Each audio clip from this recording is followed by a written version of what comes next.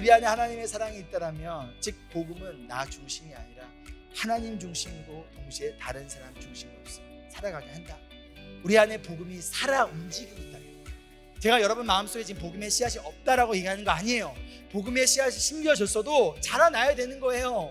그 복음에 살아 움직여야 되는 거예요. 그것이 복음이 살아 움직여 열매를 맺고 운동력을 가지고 있다라면 가난한 자들을 내가 알면서도 모른 척 할 수 없다라는 거예요. 왜? 이처럼 복음은 가난한 자들을 기억하게 만들어요.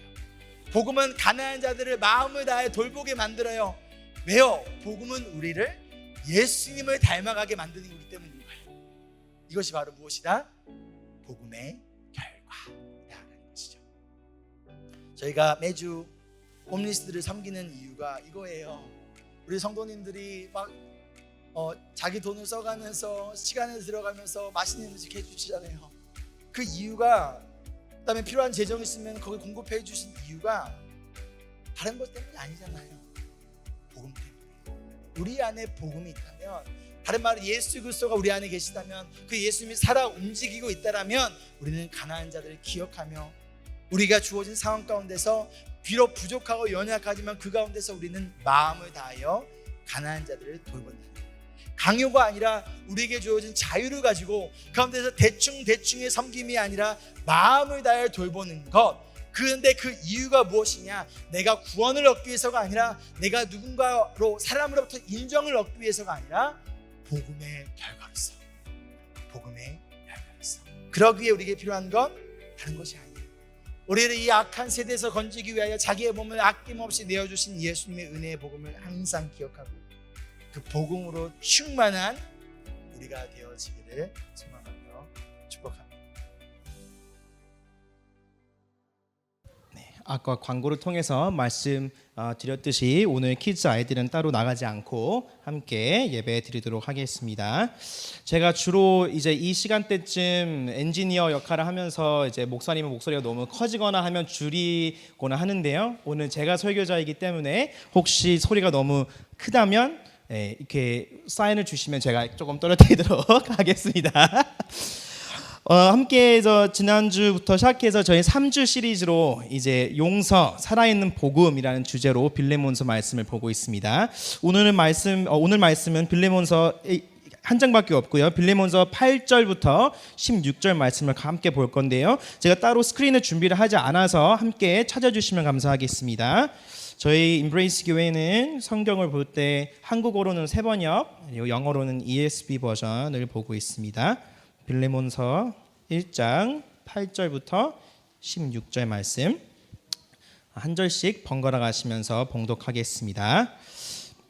자, 먼저 읽겠습니다.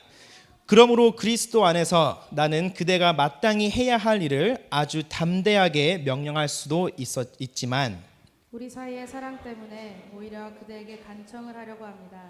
나 바울은 이렇게 나이를 많이 먹은 사람이요 이제는 그리스도를 전하는 일로 또한 작힌 몸입니다. 내가 갇혀 있는 동안에 얻은 아들 오네시모를 두고 그대에게 간청합니다. 그가 전에는 그대에게 쓸모없는 사람이었으나 이제는 그대와 나에게 쓸모있는 사람이 되었습니다. 나는 그를 그대에게 돌려보냅니다. 그는 바로 내 마음입니다. 나는 그를 내 곁에 두고 내가 복음을 위하여 갇혀 있는 동안에 그대를 대신해서 나에게 시중을 들게 하고 싶었으나 그대의 승낙이 없이는 아무것도 하고 싶지 않았습니다. 나는 그대가 선한 일을 마지못해서 하지 않고 자진해서 하기를 원하기 때문입니다. 그가 잠시 동안 그대를 떠난 것은 아마 그대로 하여금 영원히 그를 데리고 있게 하려는 것이었는지도 모릅니다. 이제부터는 그는 종으로서가 아니라 종 이상으로 곧 사랑받는 형제로 그대의 곁에 있을 것입니다. 특히 그가 나에게 그러하다면 그대에게는 육신으로나 주님 안에서나 더욱 그러하지 않겠습니까? 아멘. 함께 또 가슴에 손을 얹고 고백하도록 하겠습니다. 이 시간 하나님의 말씀을 받습니다. 이 말씀이 나를 변화시킵니다. 이 말씀이 우리 가정을 변화시킵니다. 내 멋대로의 신앙에서 벗어날 것입니다. 아멘. 네, 그래서 저희가 이제 빌레몬서 통해서 이제 용서, 살아 움직이는 복음이라는 주제로 함께 계속 보고 있는데요. 오늘 말씀을 함께 보시면 오늘 말씀은 그러므로라는 단어로 시작을 합니다. 자, 그러므로 영어로는 accordingly라고 시작을 하는데요. 제가 참고로 저 발음을 좀 들어보시면 영어가 더 편한 사람입니다. 그래서 영어 발음이 혹시 너무 뛰어난데 하면 제가 원래 그런 사람으로 이해해 주시면 감사하겠습니다. 그래서 accordingly로 시작을 하는데요. 성경은 이러한 단어 그러므로 therefore, accordingly 이런 단어로 시작을 하는 본문이 있으면 꼭 그 이전에 무엇을 이야기했는지 먼저 살펴보는 게 아주 중요하다라고 저는 예전부터 말씀드렸었는데요. 그래서 이전에 있었던 내용을 함께 잠깐 살펴보면 사도 바울은 두 가지를 두고 이야기를 하고 있었습니다. 저희가 지난주 말씀 통해서 봤었는데요. 먼저 믿음과 사랑이었습니다. 기억나시나요? 먼저 오늘 말씀에 나올 용서를 두고 사도 바울이 얘기하기에 앞서 먼저 빌레몬 너와 이 골로새 교회의 성도들이 이 믿음과 서로를 향한 사랑에 대해서 나는 들으니 나는 기분이 너무 좋았어 라고 격려의 메시지를 했었습니다. 이게 지난주에 봤었던 말씀이었는데요. 그러니 너의 그 믿음과 사랑을 기반해서 나는 너에게 부탁할 게 하나가 있어 라고 하면서 시작을 합니다. 그래서 그렇게 말을 하며 오늘 말씀이 시작이 되는데요. 그러면서 오늘 말씀은 사도 바울이 다른 편지들에서는 잘 보지 못하는 잘 보이지 않는 모습을 보입니다. 바로 간청하고 누군가를 설득하려는 모습을 보입니다. 바울은 이렇게 말을 합니다. 함께 8절부터 9절 말씀 읽겠습니다. 시작. 그러므로 그리스도 안에서 나는 그대가 마땅히 해야 할 일을 아주 담대하게 명령할 수도 있지만 우리 사랑 때문에 오히려 그대에게 간청을 하려고 합니다. 나 바울은 이렇게 나이를 많이 먹은 사람이요 이제는 그리스도를 전하는 일로 또한 갇힌 몸입니다. 네, 바울이 이렇게 말합니다. 나는 너에게 마땅히 명령을 할 수 있지만 나는 너를 사랑하기 때문에 명령보다는 간청이자 영어로는 appeal을 해볼게 라고 합니다. 그렇게 말을 하며 더 덧붙이면서 더 얘기를 합니다. 더 레이어를 쌓고 있어요. 더 덧붙이면 뭐라고 얘기를 하나요? 본인은 또 나이가 많대요. 그리고 감옥에 갇혀 있는 몸이래요. 제가 얼마 전에 이제 현재 근무하고 있는 아시는 분들은 아실 수 있겠지만 저는 교회 밖에서는 주중에 영상의학과로서 어떤 방사선사로서 병원에서 근무를 하고 있는데요. 얼마 전에 그 근무를 하고 있는 병원에서 이제 휴가를 받기 위해서 제가 이제 본사랑 대화를 나누기 시작했습니다. 근데 제가 휴가를 받고자 했었던 그 기간이 워낙 바쁜 기간이고 이미 휴가가 많이 차 있는 철인지라 받기 어려운 상황이었어서 먼저는 NO 하고 답장이 왔었는데요. 그런데 제가 거기 그 자리에서 낙심하고 포기를 했을까요? 아니죠. 자, 어필을 하고 엄청 제가 이 간청을 하기 시작했습니다. 내가 지난번에 감기 걸렸을 때 내가 마스크 끼고 아픈 환자들도 보러 와줬었잖아. 그거 기억 안 나? 하고 내가 지난번에 너무 바빴는데 너희들 너무 바빠가지고 내가 오버타임 해준 거 주말에 일해준 거 그리고 다 문제 해결해주고 그 다음에 집에 갔던 거 그거 기억나니? 라고 하면서 제가 준비해왔었던 여러 가지 필살기들을 던져가며 어필을 했습니다. 이 모든 노력과 이 어필의 의도는 무엇이었을까요? 바로 저의 바람과 요청을 거절하지 못하도록 저는 간청하고 레이어를 쌓고 있었던 것입니다. 지금 본문 말씀을 보면 사도 바울도 똑같은 모습을 보이고 있습니다. 지금 이 편지를 1차적으로 받았을 빌레몬이 거절하지 못하도록 지금 본인의 마땅한 권위를 내세우면서 동시에 사랑을 상기시켜주면서 갑자기 나이를 드러내고 본인이 감옥에 갇혀있는 이 비참한 현실을 보여주며 빌레몬이 그 다음에 있을 이 간청을 거절하지 못하도록 지금 빌딩업을 하고 있습니다.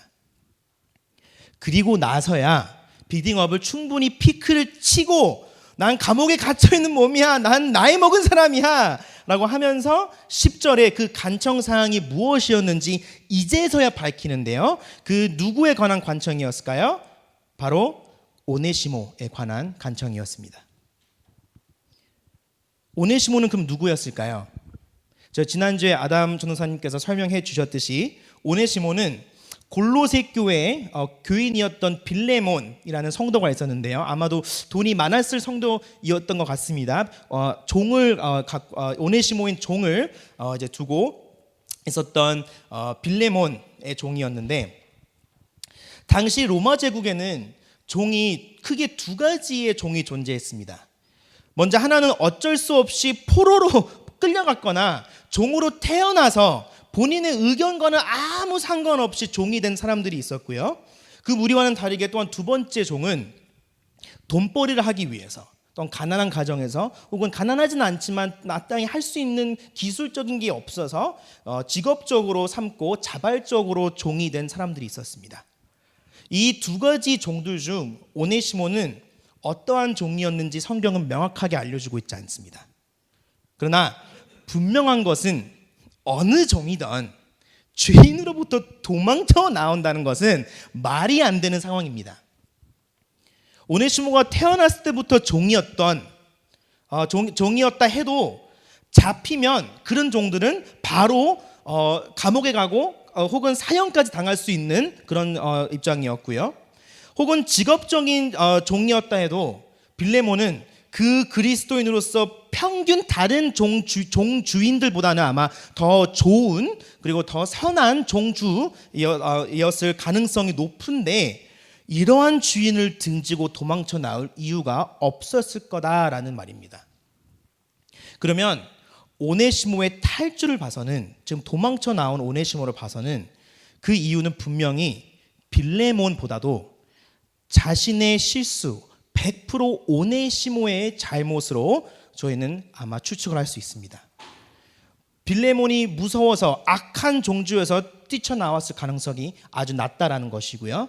또한 오네시모가 더 이상 종살이로 사는 것이 마음에 안 들어서 빌레몬으로부터 등지고 뛰쳐나왔을 일이 없었을 거라는 것이고, 오네시모는 분명히 큰 실수, 그리고 100% 본인의 실수로 도망쳐 나왔을 거다라는 것입니다. 나아가 그 이유를 우리는 빌레몬서 18절 통해서 조금 힌트를 얻을 수 있는데요. 정확히 뭔지는 모르겠습니다. 그러나 18절 말씀을 보면 오네시모는 아마도 빌레몬의 돈을 훔쳤거나 혹은 재정적인 피해, 손해를 입히는 실수를 저지르고 도망쳐 나왔을 것으로 아마 보입니다. 즉 지금 상황적으로는 빌레몬은 그냥 일방적으로 당한 셈입니다. 빌레몬은 피해자예요. 본인은 재정만 잃은 것이 아니고 지금 종까지 함께 잃었습니다. 지금 빌레몬에게 있어서는 오네시모는 아무 쓸모도 없는 사람입니다. 그리고 쓸모도 없고 오히려 피해만 준 사람이다라는 것입니다. 그런데도 참 아이러니하게 이 아이러니한 사실은 오네시모의 이름, 헬라어로 이 이름의 뜻은 쓸모 있는 사람이라는 뜻입니다. 그게 오네시모 이름의 뜻이에요. 제 이름이 이재용인데요. 삼성과 그 부장과 똑같습니다.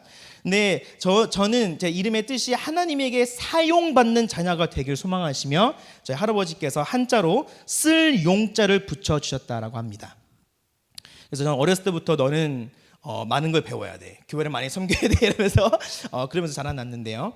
그런데 문제가 저희 가족은 전부 다 돌림자를 이제 사용을 해서 원하지 않게 그 중간에 제자를 받게 돼서 재용이 됐는데요. 이 제자가 하필 한자로 두 혹은 다시 할 제자입니다. 그래서 즉 한자로 이름을 붙여서 재용이라고 하다 보면 다시 할 제자, 사용할 용자 재활용이 되어버렸습니다.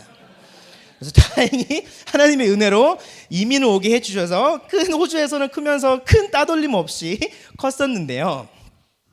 지금 사도 바울은 마치 지금 이렇게 말을 하고 있는 것 같습니다. 제가 이제 오네시모예요. 지금 재용이 전에는 아무도 원하지 않는 게 냄새나는 음식물 쓰레기였는데, 그런데 이제는 나는 너를 이 재용이를 재활용으로 다시 보낸다라고 하며 돌려보내는 것과 같습니다. 그래서 함께 이 12절 말씀을 보시면 이렇게 말씀하고 있습니다. 나는 그를 그대에게 돌려보냅니다. 그는 바로 내 마음입니다. 11절 말씀인데요. 11절 말씀 보시면 오네시모는 먼저 쓸모 있는 자가 되었다라고 얘기를 해주고 있습니다. 그래서 지금 이 이름을 바울은 사용을 하면서 바울은 지금 의도적으로 오네시모의 이름을 가지고 어필을 하고 있는 것입니다. 근데 이게 단순히 말장난으로 하는 것이 아니고 지금 바울은 무엇을 하고 있는가 하면 오네시모가 이제는 다른 사람이 되었어. 이젠 진짜 얘 이름값을 해 라고 하면서 그 사실을 좀 알리고 있는 것입니다. 다른 말로 지금 오네시모에게 다른 정체성을 씌워서 다시 보내고 있는 것입니다. 나한테 왔을 때는 오네시모는 진짜 쓸모없는 사람이었어요. 빌레몬에게는 피해만 주고 오히려 종도마저 없어진 상황으로 손해만 입히고 온 상황이었는데, 돌려보낼 때는 오히려 쓸모있는 사람이 되었다라고 하면서 돌려보냅니다. 즉 오네시모의 이 변한 모습을 강조하고 있습니다. 이 짧은 구절 안에 우리는 알 수 있습니다.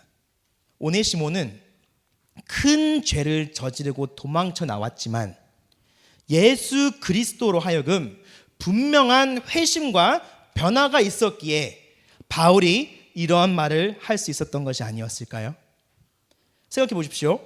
바울은 지금 골로새 교회에게 늙은 나이인데다 감옥에 갇혀 지금 빌레몬과 새롭게 개척된 골로새 교회에게 실질적으로 큰 도움이 되지 못하고 있는 상황 가운데 지금 그런 상황에 처해 있는데, 그런데 그런 가운데 회심도 안 하고 변하지 않았던, 지금 피해만 입혔던 오네시모를 돌려보내겠습니까?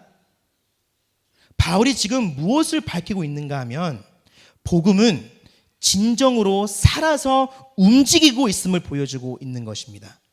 그리고 그런 변화를 일으키는 복음을 사실을 알려주면서 또한 이 오네시모, 변한 오네시모를 돌려보냄으로써 그 살아서 움직이고 변화시키는 그 복음의 증거로 오네시모를 돌려보내는 것이 아니었을까요? 그러니 이 말씀을 보시면 13절 말씀 보시면 나에게 시중들에게 하고 싶었으나 라고 하면서 보시면 사도 바울은 오네시모를 함께 두고 사역을 하고 싶었던 것으로 보입니다. 그러나 증거로 삼기 위해서 회심하고 변화된 오네시모를 돌려보낼 수밖에 없었던 것입니다. 그리고 반대로 오네시모는 진정한 변화가 없었더라면, 그리고 오네시모의 마음은 여전히 빌레몬을 향한 죄책감이자 두려움으로 가득 차 있었더라면, 반대로 사도 바울이 돌려보낼 때 또한 흔쾌히 두 발로 돌아갔을까요? 아니라는 거죠. 그래서 오네시모가 돌아간 모습을 봐서도 우리는 분명히 알 수 있습니다. 오네시모는 회심을 하고 변화가 된 사람이었을 거라는 것입니다. 오네시모도 바울이 보낼 때 돌아가는 모습을 봐서는 우리는 살아서 움직이는, 그리고 용서이자 관계의 회복을 구하기 위해 돌아갔던 오네시모의 모습을 봐서는 살아서 움직이고 변화를 일으키는 복음의 증거를 볼 수 있습니다. 이 변화된 오네시모를 한 번 더 확인시켜주는 말씀이 바로 이어지는 12절 13절입니다. 함께 읽도록 먼저 하겠습니다. 시작. 나는 그를 그대에게 돌려보냅니다.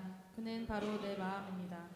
나는 그를 내 곁에 두고 내가 복음을 위하여 갇혀 있는 동안에 그들을 대신해서 나에게 시중들게 하고 싶었으나, 바울은 지금 오네시모를 돌려보낸다라고 하며 오네시모는 바로 내 마음이다라고 알려주고 있습니다.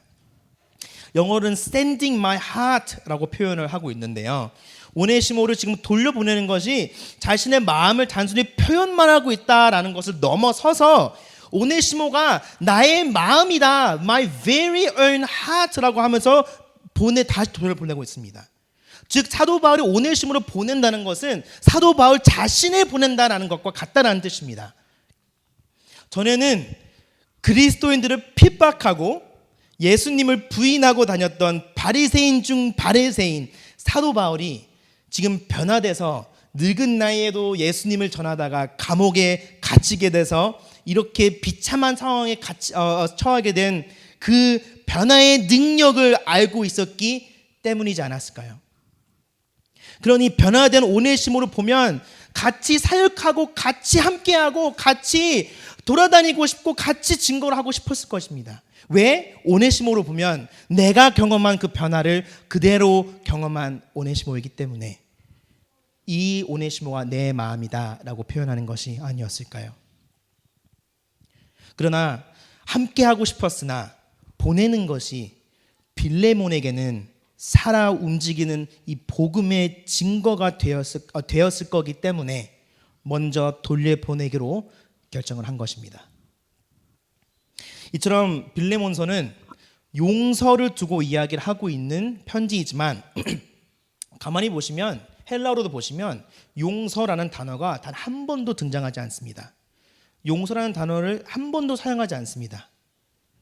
빌레몬서는 용서라는 결과이자 열매를 맺기 위해 꼭 필요한 움직이는 복음의 능력을 드러내는 편지이지 실질적으로 용서를 권하고 용서를 보여주는 그런 용서의 그런 exhortation 하는 그런 편지가 아니다라는 뜻입니다.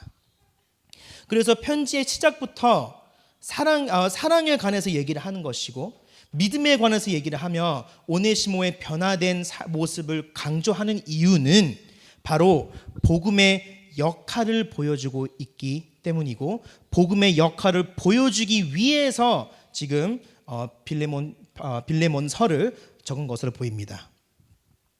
이처럼 복음은 우리의 상황을 해결해 주는 것이 아니라 우리의 마음을 예수님으로 채워주며 복음으로 채워주며 우리는 이제 더 이상 수평적인 이 세계로 해서 묶여서 사는 것이 아니고 수평적인 세계에서부터 수직적인 세계로 연결시켜주는 역할을 하는 것이 바로 복음이다라는 것입니다.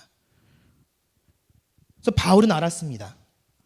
복음은 단순히 이 수평적인 측면에서 우리의 문제들을 해결해주고 혹은 지금 당장 누군가가 용서가 되지 않아 씨름하고 있는 임시적인 나의 마음을 자유케 해주고 달래주기 위한 것이 아니라 임시적으로 살아가고 있는 우리는 영원하고 완벽한 하나님의 나라에서 살아갈 수 있게끔 우리를 연결시켜주고 있다라는 것을 보여주고 있는 것이고 우리의 시선의 방향이 수평적인 측면에서 수직적으로 바뀔 수 있게끔 역할을 해준다라는 것입니다. 이게 복음의 역할입니다. 전에는 좌우로만 보며 누군가 믿고 누구는 나에게 덕이 되고 누구는 나에게 덕이 안 되고 누구는 나를 손해보게 했고 누구는 나에게 참 잘해주고 판단하고 분별하며 살아왔더라면 복음은 이제 우리의 시선을 위아래로 볼 수 있게끔 도와준다라는 뜻입니다. 전에는 보이지 않았던 것들을 보여주고 밝혀준다라는 뜻입니다. 이 밝혀주는 은혜와 밝혀주는 능력을 바로 예수님께서 십자가를 통해서 이루셨습니다. 복음서를 보시면 예수님께서 십자가에서 매달려 죽으시는 그 순간에 예루살렘에 있었던 성전의 휘장이 찢어졌음을 우리는 볼 수 있습니다. 잘 알고 계실 텐데요. 이 마태복음 27장 말씀을 보시면 그 순간을 이렇게 기록하고 있습니다. 함께 읽도록 하겠습니다. 시작. 예수께서 다시 큰 소리로 외치시고 숨을 거두셨다. 그런데 보아라, 성전 휘장이 위에서 아래까지 두 폭으로 찢어졌다. 그리고 땅이 흔들리고 바위가 갈라지고 무덤이 열리고 잠자던 많은 성도의 몸이 살아났다. 이게 바로 예수님께서 죽으시고 숨을 거두시는 순간에 있었던 일을 기록하고 있는 것인데요. 신학적으로 이 사건을 보고 흔히 저희가 해석할 때 이렇게 해석을 하고 있습니다. 휘장은 당시 구약시대 이스라엘 백성들이 이제 광야에서 성막을 지었을 때부터, 그 시절부터 있었던 아주 중요한 역할을 했었습니다. 이 휘장은 이제 지성소, 영어로는 Holy of Holies라고 하는데요. 이 지성소와 그 외에 밖에 있는 세상을 구별시켜주고 좀 separate 하는 그런, 그리고 가려주는 그런 역할을 했었습니다. 그래서 그 휘장 뒤에는 하나님의 임재를 상징하는 중요한 것들, 예를 들어서 언약궤 같은 것들을, 그런 거룩한 물품들을 보관하는 곳이었는데요. 그런 물품들을 뒀었고 아무나도 못 들어갔었습니다. 잘 알고 계시겠지만 대제사장들만이 들어갈 수가 있고, 또한 특별한 철이 돼야지, 특별한 어떠한 여러 가지의 과정을 거쳐서만 들어갈 수 있는 아주 거룩한 곳에서도 가장 거룩한 곳이었는데, 휘장은 그 바깥 세상과 이 거룩한 지성소를 분리하는 역할을 했었다라는 것입니다. 즉 예수님께서 죽으실 때 이 휘장이 찢어지며 이제는 더 이상 하나님의 하나님 그 언약궤와 지성소와 같이 이 장소적으로 이제 묶여 계신 것이 아니고, 하나님께서는 한 사람 한 사람 안에 머물러 계시며 한 사람 한 사람이 하나님의 성전이 되고 이 모두가 하나님의 직접적인 교제를 나눌 수 있게 되었다라고 해석을 하고, 그 장면이 이것을 상징하고 있었다라고 저희는 해석합니다. 이거 너무 좋은 해석이지만, 그러나 오늘은 같은 사건을 두고 좀 다른 측면에서 생각을 해보았으면 좋겠는데요. 우리가 기억해야 하는 사실이 하나가 있습니다. 이게 무엇인가 하면, 하나님의 그 직접적인 임재를 상징했던 언약궤와 같은 이런 거룩한 물품들은 구약시대 때 열왕기 상하를 보시면 그 시대 때부터 이미 없어진 지 한참입니다. 그 뜻은 예수님이 십자가에서 죽으셨을 당시 헤롯 왕이 지었던 예루살렘 성전은, 즉 지성소, 언약궤를 통해 하나님의 임재가 있어야 할 곳이 텅 빈 채로 서 있었다라는 사실을 알려주고 있습니다. 1세기 역사학자이자 아마 가장 유명한 역사학자이자 유대교 제사장이었던 요세푸스도 이 사실을 인정했습니다.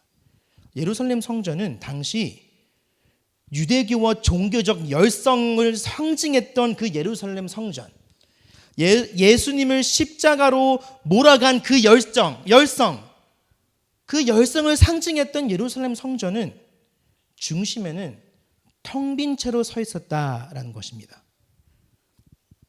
어쩌면 예수님께서 죽으시면서 휘장을 하나님께서 찢으심으로 그 텅 빈 성전을 밝히시는 것은 아니었을까요?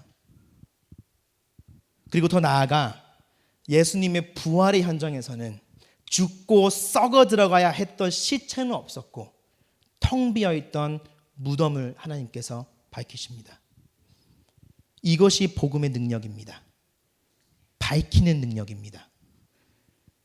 이 밝혀주시는 능력이 오늘 우리에게도 임한다라는 사실을 빌레몬서는 알려주고 있습니다. 복음은 살아서 움직이기 때문에 밝히는 역사이자 그 역할을 오늘도 하고 있다라는 사실을 빌레몬서가 알려주고 있습니다. 가짜 열성과 헌신과 신앙을 예수님께서 죽으심으로 밝혀주시고요, 답이 없고 소망이 없고 생각한 그곳에서 아무것도 없다, 더 이상 용서라는 것도 없다, 회복이 있을 수가 없다라고 하며 절망 가운데 있는 그곳에서 예수님의 부활로 말미암아 우리에게 새로운 삶을 밝혀주셨다라는 것입니다.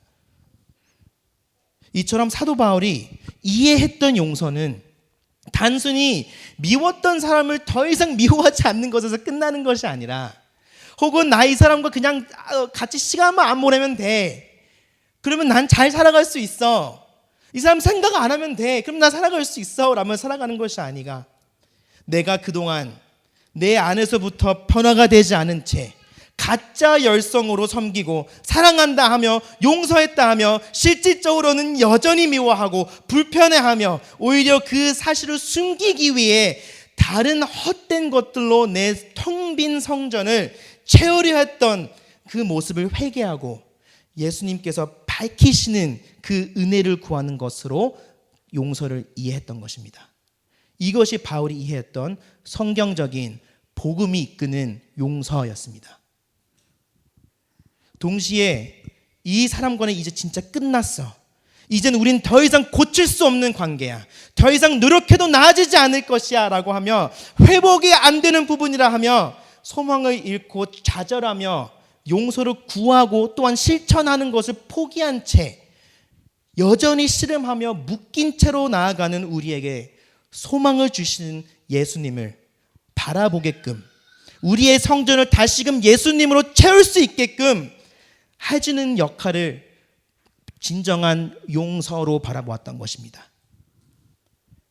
그래서 바울은 오네시모를 본인의 사역을 위해 간직하지 않고 다시 돌려보낸다라고 하며 14절 말씀에 이렇게 말을 합니다. 함께 읽겠습니다. 시작. 그대의 승낙이 없이는 아무것도 하고 싶지 않았습니다. 나는 그대가 선한 일을 마지못해서 하지 않고 자진해서 하기를 원하기 때문입니다. 나에게 손해를 입힌 오네시모에게 선한 일을 행하는 일을 자진해서 하길 원한다 하는 말이 여기에서 우리는 무슨 의도로 얘기했는지 우리는 알 수 있습니다. 제가 세상에서 가장 좋아하는 과자가 홈런볼인데요. 저는 밥을 세 끼를 다 굶어도 홈런볼만 먹을 수 있으면 저는 만족해하는 사람입니다. 홈런볼을 많이 먹다 보면 그래서 이렇게 몸이 이렇게 됐는데요. 많이 먹다 보면 정말 어떤 홈런볼이든 다 맛있습니다. 다 모양도 다르고 에어프에 넣으면 또 새로워지고 정말 그런 역사와 그런 은혜를 누리면서 먹는 가운데 딱 한 종류의 홈런볼이 맛이 없는 홈런볼이 하나가 있는데요. 그 어떤 홈런볼이냐면 이걸 많이 먹어봐야지만 알 수 있는 건데요. 종종 불량품이 나와서 초콜릿이 안 들어가 있는 홈런볼이 있습니다. 그래서 딱 씹었는데 식감은 너무 비슷한데 초콜릿이 없어요. 맛이 없어요. 유일하게 홈런볼은 겉에서 봤을 때는 똑같았지만 싫어하는 홈런볼은 안에 텅 빈 홈런볼입니다. 지금 사도 바울은 텅 빈 용서를 구하는 것이 아니고 진정한 용서를 지금 구하고 있는 것입니다. 나에게 손해를 입힌 오네시모에게 선한 일을 행하는 일을 자진해서 하길 원한다 하며 예수님이 너의 텅 빈 성전을 밝히실 때를 기억하며 그랬던 너를 사랑으로 자신의 영으로 채우시고 이제는 수평적인 측면에서 그 수평적인 측면을 뛰어넘어서 이제 위에 있는 영원한 하나님의 나라를 꿈꾸게 해주셨던 그 사랑, 그 믿음, 그 은혜를 기억해라 라는 말이 아니었을까요? 즉 자진해라라는 이 말은 가짜 열성으로, 가짜 믿음으로, 가짜 이 신앙으로, 가짜 복음으로 텅 빈 믿음으로 베풀으라는 것이 아니고 자진해라라는 뜻은 그 받은 은혜를 먼저 기억하며 잃어버렸던 한 영혼이 진정한 믿음으로 돌아왔으니 진정한 변화가 있었으니 기뻐하라라는 권고가 아니었을까요? 말씀을 마치며 우리는 이처럼 하나님의 은혜를 끊임없이 잊고 까먹고 살아갑니다. 받은 은혜를 잊고 살아갑니다. 그러니 용서가 힘들어지기 마련이에요. 삶으로 이 용서가 힘들어지는 삶으로 우리는 변한 채 살아갈 수밖에 없어요. 우리에겐 필요한 것은 즉 용서의 연습이 아니에요. 우리에게 필요한 것은 꾸준히 하나님의 마음이 심어지는 것이고요. 하나님이 우리를 위해 무슨 일을 행하셨는가 계속 상기가 돼야 된다라는 것입니다. 나아가 그 복음과 복음의 능력이 꾸준히 우리 곁에 있어야 합니다. 왜요? 우리 성전은 텅 비어 있기 때문에 예수님이 있어야 할 그곳에 다른 것은 있고 열성과 가짜 믿음과 가짜 용서는 있지만 중심에는 은혜를 잃은 채, 용서가 안 되는 채 살아가고 있다라는 것입니다. 그러니 복음의 두 번째 역할은 무엇인가? 복음은 나에게 힘든 사람, 내가 용서가 안 되는 사람을 곁에 둠으로 내 마음이 얼마나 텅 비어 있는가를 점검하게 해줄 수 있는 역할을 해주고 있다라는 것입니다. 그래서 15절 말씀에 바울이 이렇게 말을 합니다. 그가 잠시 동안 그대로 떠난 것은 아마 그대로 하여금 영원히 그를 데리고 있게 하려는 것이었는지도 모릅니다. 생각해 보십시오. 지금 오네시모는 빌레몬에게 돌아가면 빌레몬의 상황이 나아지는 것은 하나도 없습니다. 오히려 그 현실이 잠시 잊고 살았을 만한 그 현실이 다시 생각나게 되는 거예요. 돈은 여전히 잃었고요. 오네시모가 그 돈을 메꿔주기 위해 배낭에 돈을 들고 간 것도 아니고요. 오네시모는 이제 오히려 돌아갈 때 더 이상 종이 아닌 상태로 돌아갑니다. 빌레몬은 돈도 종도마저 돌려받지 못합니다. 그러나 바울은 이렇게 말을 합니다. 그런 오네시모가 어쩌면 잠시 너를 떠난 것은 그가 회심하고 돌아오기 위한 것보다도 어쩌면 빌레몬, 하나님이 너를 위해 떠나게 하신 걸 수도 있어. 왜일까요? 용서가 잘 안 되는 나의 여전한 가짜 열성과 가짜 용서의 모습을 밝히시기 위해 하나님의 사랑을 잊은 채 텅 빈 용서를 베풀며 끝까지 신음하고 괴로워하고 묶인 채 살아가는 우리의 텅 빈 성전을 밝히시기 위해 빌레몬의 삶에 있어서 가장 용서하기 힘든 오네시모를 이제는 돌려보내심으로 그 사실과 복음을 드러내시기 위해 우리의 마음을 점검할 수 있게끔, 우리가 얼마나 쉽게 하나님의 은혜를 잊고 살아가고 있는지 점검할 수 있게끔 오네시모를 잠시 도망가게 하신 것이 아닐까요? 그러니 만일 오네시모를 보며 여전히 분해하고 이를 미워하는 마음이 들어선다면 그것은 빌레몬, 예수 그리스도부터 이미 받은 은혜를 잊어버렸다라는 증거다라고 알리고 있는 것입니다.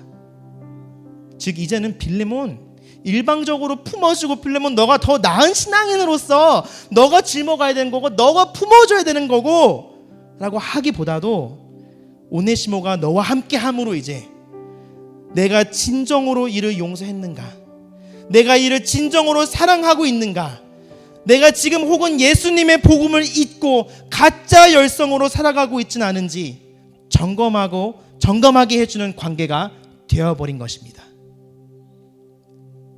그래서 이제는 진정으로 쓸모없는 사람이 이제 쓸모 있는 사람이 되어버린 것입니다.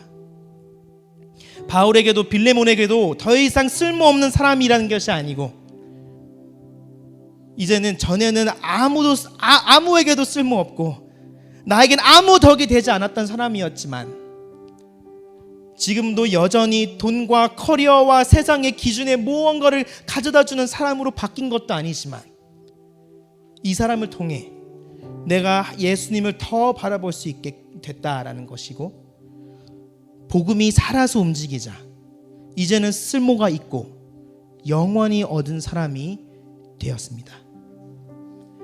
그래서 바울의 말씀을 이렇게 끝냅니다. 16절 말씀에 이제부터는 그는 종으로서가 아니라 종 이상으로 곧 사랑받는 형제로 그대에게 곁에 있을 것입니다. 손해이자 피해를 준 종이었지만 마땅히 미움을 받는 것이 맞는 것 같지만 이제는 사랑받는 쓸모 있는 형제가 되었습니다. 여러분은 사랑으로 맞이해야 할 이웃이 누가 있나요? 손해를 보게 한 이가 있습니까? 상처를 주고 마음에 짐만 얹혀주고 도망간 이들이 있습니까? 혹은 용서가 안 되는 이가 나 자신이 될 수도 있습니다.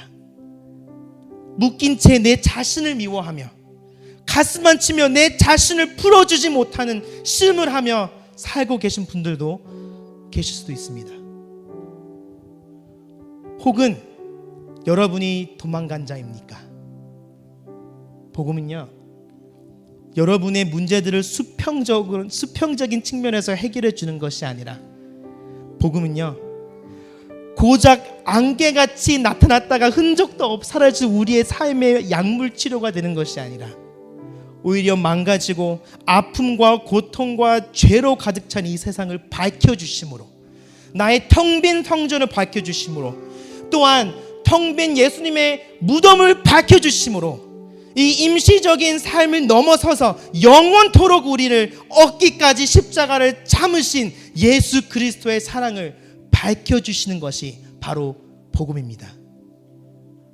그래서 때로는 그 복음을 잊고 있진 않은지 확인시켜 주시고 점검해 주시기 위해 우리에게 힘든 관계들이자 용서하기 힘든 이들을 가시처럼 허락해 주십니다. 그러나 그들은 우리에게 손해를 입힌 자들일지언정 복음의 능력으로 우리에게는 쓸모가 있는 사람들이 될 수 있다라는 것입니다. 즉 그 은혜를 알고 깨닫고 위아래로 보며 나아갈 때는 수평에서 누가 나를 괴롭히던 상관이 없이 그들 또한 같은 은혜와 자유를 누리고 있음에 기뻐할 수 있는 것이고 사랑으로 맞이할 수 있는 것이고요. 오히려 그 은혜를 아직 모르고 사는 이웃이 있다면 그들이 오히려 그렇게 살고 있는 것이 우리에게는 괴로움으로 다가올 수밖에 없다라는 것입니다. 이것이 살아 움직이는 복음이 맺는 용서라는 열매입니다. 용서는 즉 복음의 수단이 아니고 결과라는 뜻입니다. 예수님의 죽으심과 부활하심으로 밝혀지심을 살아가며 진정한 용서를 누리시며 살아가는 성도님들이 되길 간절히 소망합니다.